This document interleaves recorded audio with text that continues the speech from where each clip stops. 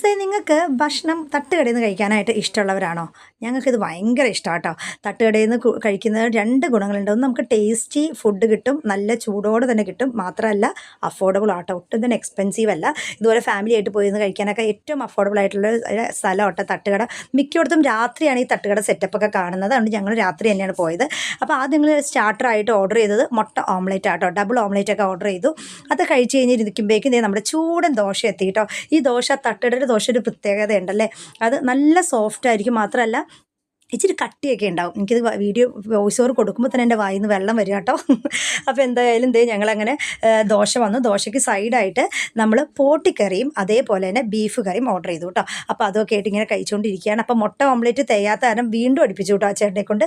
അതിൻ്റെ കൂടെ ചൂടൻ കട്ടൻ ചായ കൂടി ഉണ്ടെങ്കിൽ സൂപ്പർ പാട്ടോ. അത് ഇഷ്ടമുള്ളവരുണ്ടെങ്കിൽ എല്ലാവരും ഒന്ന് കമൻറ്റ് ചെയ്തേക്കണേ. ഇഷ്ടമായ സബ്സ്ക്രൈബ് ചെയ്യാൻ മറക്കല്ലേ. അപ്പോൾ ബൈ.